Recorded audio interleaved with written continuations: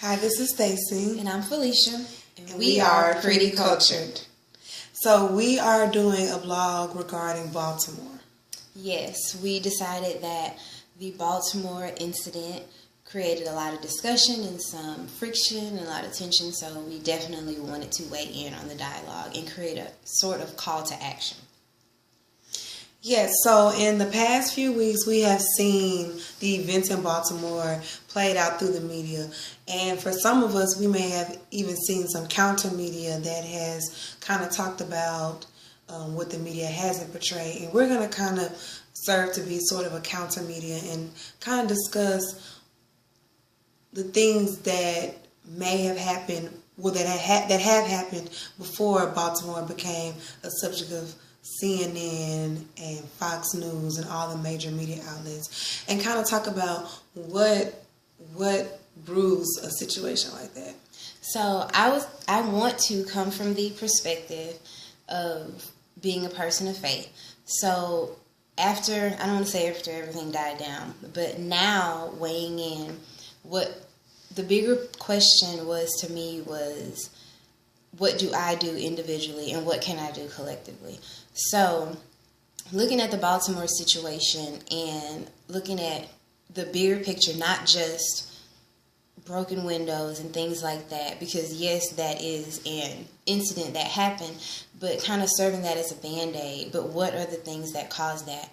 And I would like to pose a very cliche question, but what would Jesus do in 2015? So as being a person of faith, this is the question that I pose for myself that challenged me. So we have a city where Maryland, period, is very rich. It's known for being a very wealthy place to live. And you can check certain demographics and statistics on CNNmoney.com.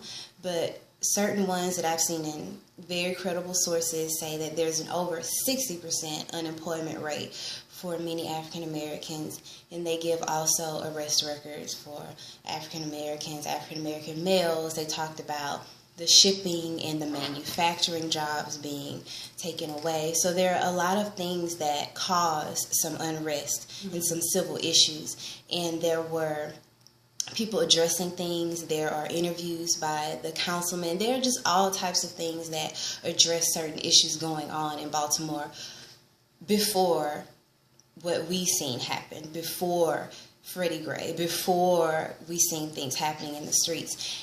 And then you have a situation that's been brewed, and then we see protests, and we see some great things. We see peaceful protests, and we've also seen some things that caused a lot of tension. We saw more of the things that caused tension because the peaceful protests weren't as, I guess, pushed or encouraged in the media. Yeah. So my biggest question was, I saw so much after it all happened, and I didn't want to say anything like on Facebook or at work, around a water cooler, whatever.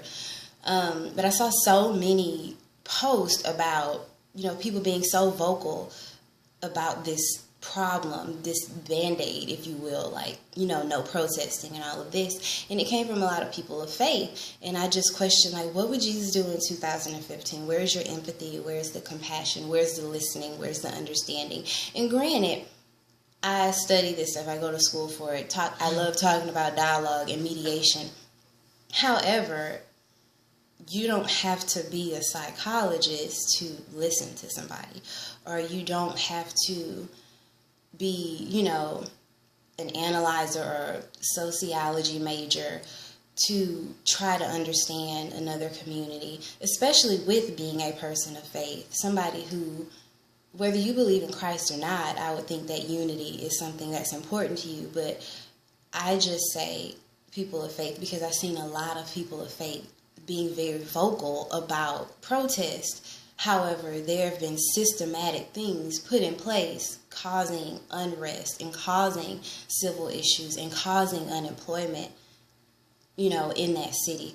So we have places like Baltimore, Detroit, 3rd Ward in Houston, South Park, Chicago, New Orleans, and people are so vocal about things that happen after.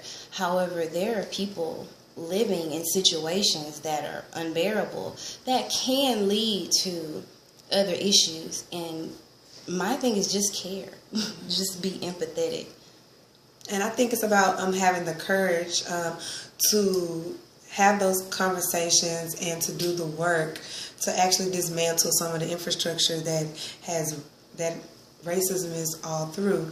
So it's not enough to comment on the symptoms of a sickness without really dealing with the root of the problem. And I know in our society, in our culture, in our American culture that is, we do a lot of symptom treating, but we have to really kind of get down to the root of this. And it takes courage to really do the work to dismantle white supremacy and to really dismantle infrastructures that have been put into place. And with that, when you start to do the work and you start to read and to be empathetic and listen to people, you can understand the rage. We all have seen people say we don't condone the violence, and I don't need to say that I don't condone the violence. That's clear, but I do empathize with those who have reached that place of rage, because to me, I don't think that in the minds of a lot of protesters it was like, if we get to this point and we do this and this and X, Y, and Z, then they'll listen to us. I think it was really a place of pain and hurt and rage. And we're not talking about rage over Freddie Gray. We're talking about rage over years of systematic oppression and being disenfranchised from American society. And so as Christians, we are called to look after those who don't have a voice and those who may not be able to stand up for themselves. Yeah, and that's why that question, like I said, I wanted to challenge myself. What would Jesus do in 2015?